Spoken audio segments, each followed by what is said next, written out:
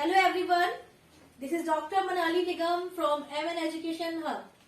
तो बच्चों previous lecture में हमने डिस्कस किया था मॉडर्न टूल्स ऑफ कम्युनिकेशन और आज की इस लेक्चर में मैं आपको समझाने जा रही हूँ techniques of communication. Techniques of communication या हम कह सकते हैं स्किल्स ऑफ कम्युनिकेशन, ये भी एक इम्पोर्टेंट टॉपिक है आपके कम्युनिकेशन का। तो बच्चों इसमें क्वेश्चन आप जैसे कि आप बोर्ड पे देख सकते हो कि what is LSRW in communication. Communication में LSRW का मतलब क्या होता है?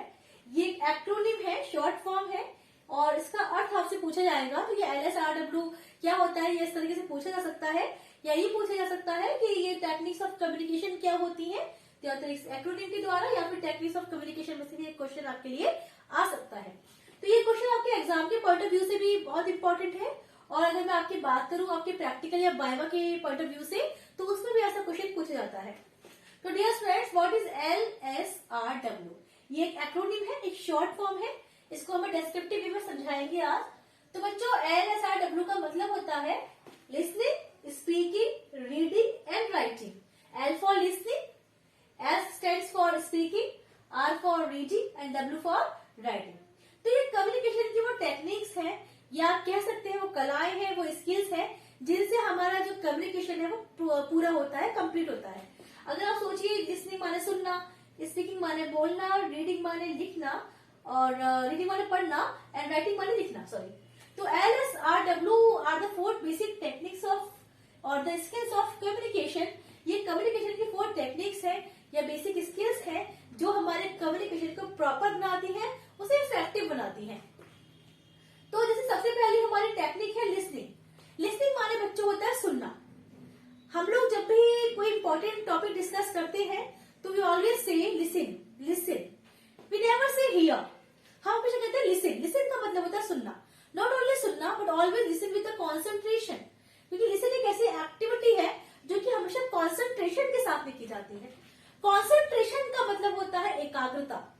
Whenever we want to listen on a very important topic or whenever we discuss very important things, जब कभी हम बहुत ही महत्वपूर्ण बातें डिस्कस करते हैं तो we always say to the students or the children कि just listen to me carefully.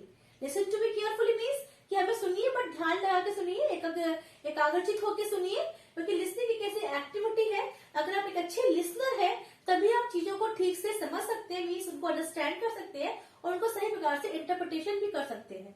If you are not a good listener, then you cannot respond very well and you cannot do the right interpretation of the things. अगर आप एक अच्छे listener नहीं है तो आप अच्छे से एक्टिविटी में खड़े नहीं उतरेंगे और आप ठीक प्रकार से उसको एक्सप्लेन नहीं कर पाएंगे, चीजों को बयान नहीं कर पाएंगे। That means कि listening is an activity, is a technique of receiving and interpreting the communication properly.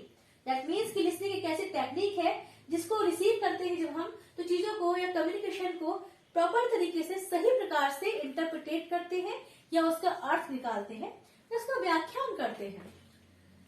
Being a two-way process, it requires good listening skills, क्योंकि जैसे कि हम जानते ही हैं कम्युनिकेशन क्या है, कम्युनिकेशन टू वे प्रोसेस है। टू वे प्रोसेस का मतलब है कि इसमें एटलीस्ट में 2 लोगों की आवश्यकता होती है, that is the sender and the receiver. जैसे कि इस टाइम पे मैंने जब आपको कम्युनिकेशन समझाया तो आई ऑलवेज टोल्ड यू कि सेंडर कौन होता है। Sender is the person who sends the message और द इन्फॉर्मेशन। अब जब हम सेंडर कोई इन्फॉर्मेशन भेजता है या सेंड करता है तो किसे करता है, रिसीवर को करता है। तो रिसीवर कौन है, वो लिसनर हो सकता है, वो ऑब्जर्वर हो सकता है, वो व्यूअर हो सकता है। तो अगर हमारा सेंडर लिसनर है, सुनने वाला व्यक्ति है, श्रोता है, तो अर्थात उसको एक बहुत अच्छा लिसनर होना जरूरी है। अगर उसकी लिसनिंग स्किल्स अच्छी है, उसका लिसनिंग क्वालिटीज अच्छी है, उसका अच्छी एबिलिटी है कि वो चीजों को ठीक प्रकार से सुन सकता है, समझ सकता है, तो अगर वो अच्छा लिसनर होगा तभी उसको सही इंटरप्रिटेशन निकालेगा, चीजों को सही मायने में एक्सप्लेन करेगा। तो मेरे अकॉर्डिंग कहना मैं यही चाहती हूँ कि लिसनिंग एक ऐसी एक्टिविटी है जो आप कह सकते हो कम्युनिकेशन का आधार है। अगर आप ठीक सुनेंगे, ठीक से समझेंगे चीजों को तो उसपे आप रेस्पॉन्स भी पूरा करेंगे और उसपे ठीक प्रकार से फीडबैक दे सकेंगे, तो हमारा आउटकम और आउटपुट जो भी आएगा वो बिल्कुल फाइन होगा। अदरवाइज क्या होगा कि अगर आप ठीक से सुनेंगे नहीं तो there is so much probability of creating the आप कह सकते हो मिसअंडरस्टैंडिंग्स और द मिसइंटरप्रिटेशन। हो सकता है बहुत सारी मिसअंडरस्टैंडिंग्स क्रिएट हो जाए या मिसइंटरप्रिटेशन क्रिएट हो जाए। तो बच्चों बी अ गुड लिसनर, एक अच्छे लिसनर बनिए, तभी कम्युनिकेशन की टेक्निक्स के माध्यम से ही आपका कम्युनिकेशन इफेक्टिव बन सकता है। नेक्स्ट है आपका स्पीकिंग। स्पीकिंग भी एक कला है, एक आर्ट है, and this skill is used to communicate effectively. और इस स्किल का हम यूज करते हैं और बहुत ही प्रभावशाली तरीके से कम्युनिकेट करने के लिए, क्योंकि स्पीकिंग का मतलब होता है बोलना। अगर आप एक अच्छे वक्ता हैं, आपको बोलना बहुत अच्छे से आता है, आप सही शब्दों का प्रयोग करते हैं, तो जो कम्युनिकेशन आप करेंगे वो बड़े ही बेहतर तरीके से होगा। It requires a good organisation of thoughts and words. जब आप बोलते हैं, आपके जो थॉट्स हैं, जो विचार हैं और जो शब्द हैं, उनमें बड़ा ही तालमेल होना चाहिए। आपको सही शब्दों का प्रयोग करना चाहिए, सही भाषा का प्रयोग करना चाहिए। You must be a good speaker, आपको एक अच्छा स्पीकर होना चाहिए। Even you should have the quality to pronounce the things very easily. आपके अंदर वो गुण होना चाहिए, वो क्वालिटी होना चाहिए कि आप चीजों का उच्चारण बड़े ही स्पष्ट तरीके से कर सके, ताकि जो भी लिसनर है या जो सुनना है आपको या देख रहा है आपको, वो आपकी बातों को बड़े ही आसान तरीके से समझ सके। तो not only a good listener but also a good speaker is essential for the process of the communication. केवल एक अच्छा लिसनर नहीं, एक अच्छा स्पीकर भी जरूरी होता है। और स्पीकर कौन होता है? जो व्यक्ति बोल रहा होता है, जो उसको चीजों को बता रहा होता है, वो स्पीकर होता है। और स्पीकर को भी जरूरी है कि बिल्कुल ही स्पष्ट भाषा में बातचीत करें या ऐसे शब्दों का प्रयोग ना करें जिससे कि कोई भी हर्डल्स या बैरियर्स क्रिएट हो हमारे कम्युनिकेशन में। The next one is the reading. It is the ability to decode the message from a text. ये एक कला है, ये कैसी एबिलिटी है जिससे कि हम टेक्स्ट में, मतलब टेक्स्ट में जो भी आपका लिखा हुआ है उसको डिकोड करते हैं, मैसेज को पढ़ते हैं जो भी उसमें लिखा हुआ है। It includes good recognition of words and symbols. इसमें हम शामिल करते हैं किसको? कि शब्दों को और जो भी सिंबल्स है उनको पहचानने के तरीके को। And there are the 3 types of reading. तीन जो रीडिंग होती है वो 3 प्रकार की होती है, जैसे कि आपकी है स्किमिंग, स्कैनिंग और द क्लोज रीडिंग। अब बच्चों ये तो रीडिंग के बारे में हम सब जानते हैं, क्योंकि रीडिंग का मतलब होता है पढ़ना। हम सभी लोग रीडिंग बहुत अच्छे से कर सकते हैं और रीडिंग भी एक कला है। आपको रीडिंग भी बिल्कुल सही प्रकार से करनी चाहिए। इनफैक्ट अगर आपकी रीडिंग स्किल्स कमजोर है तो भी कई बार जो है बहुत चीजें मिसअंडरस्टैंड हो सकती है। तो बी अ गुड रीडर, अच्छे से पढ़िए। और अगर आपके अंदर एबिलिटी नहीं है कि आप अच्छे से रीड कर सके, तो at least do the practice of reading. Practice भी कैसे कर सकते हो आप रीडिंग की, so that you can be a good reader. आप अच्छे से रीडिंग करने की प्रैक्टिस कर सकते हैं। हो सकता है कि आपको शुरुआत में दिक्कत हो, बट धीमे धीमे gradually you will be perfect in that. तो एज हैज बीन डिस्क्राइब्ड, जैसे कि रीडिंग को 3 प्रकार का बताया गया बच्चों। The first is skimming. But what is skimming? Skimming का मतलब क्या होता है? स्कीमिंग का मतलब होता है like this, we can say कि whenever we go through the here and there to the paragraph. जब भी हम किसी पैराग्राफ को इधर पढ़ते हैं या उधर पढ़ते हैं, या कोई बुक हम लेने गए हैं, we are not sure which book we want to purchase, so just we read a paragraph here and we read a paragraph there. हम इधर उधर थोड़ा बहुत पढ़ लेते हैं और हम एक आइडिया लगा लेते हैं कि what type of book is this. तो हमने केवल उस समय क्या किया, उसको स्कीम किया। स्कीम किया कि मतलब थोड़ा सा इधर पढ़ा, थोड़ा सा उधर पढ़ा। We are not going through the paragraphs, we are not going through the chapters. हम पूरा डिटेल में न जान के थोड़ा बहुत ही पढ़ते हैं उसके बारे में, तो उसे हम स्कीमिंग कहते हैं। नेक्स्ट है आपकी स्कैनिंग। स्कैनिंग का मतलब आप कह सकते हो कि स्कैन करना। स्कैनिंग का आपको पता ही होगी, लेकिन हम कोई चीज डॉक्यूमेंट स्कैन करते हैं, जैसे हम डॉक्यूमेंट स्कैन करते हैं वैसे हम स्कैनिंग वाली रीडिंग करते हैं। मतलब हमने जब से एक जैसे पेज आपने खोला और उसमें एक निगाह डाली, सच एज इस तरह की जो रीडिंग है बच्चों, मोस्टली जो बच्चे हैं वो बिफोर द एग्जाम्स करते हैं। कि मान लीजिए आप you are getting prepare for your exams and you are just doing the light with revision of the subjects. आप हल्का फुल्का रिविजन कर रहे हो सब्जेक्ट्स का, तो आप स्कैनिंग कर रहे हो, तो माइंड में चीजें बिठा रहे हो। You need not to go to the very detail of the topics because you already have the information of the relevant topics. क्योंकि आपके पास ऑलरेडी जो relevant topics है उनकी information ऑलरेडी मौजूद है। अब स्कैनिंग हम कह सकते हैं, जैसे कि मान लीजिए if you are going to read a story और the story books, आप कोई फेरी टेल पढ़ रहे हो, कोई एडवेंचरस बुक पढ़ रहे हो, और आपको केवल क्या करना है, एक बार आपने हल्का सा रीड कर लिया and you will be understand कि यू कैपेबल टू अंडरस्टैंड कि what is in the story and you can answer the questions. आपने हल्का सा पढ़ लिया, you can answer the questions. तो दैट मीन्स कि आपको बहुत ही सिंपल सा रीडिंग करना है, तो that is called the scanning. The next one is the close reading. नाम से क्लियर है, close reading that is the intensive reading. Close reading का मतलब होता है बच्चों की to read with a deep depth. Depth का मतलब है कि बिल्कुल गहराई में जाके पढ़ना, क्लोजली पढ़ना। दैट मीन्स कि हम जब कॉन्सेंट्रेशन से चीजों को पढ़ते हैं या बिल्कुल क्लोज रीडिंग करते हैं तो उसे हम क्लोज रीडिंग कहते हैं। अगर मैं बात करूं तो being a student we need such type of reading, close reading की जरूरत होती है। बिकॉज अगर आप स्टूडेंट हैं तो एक स्टूडेंट को कैसी रीडिंग की जरूरत है? क्लोज रीडिंग की।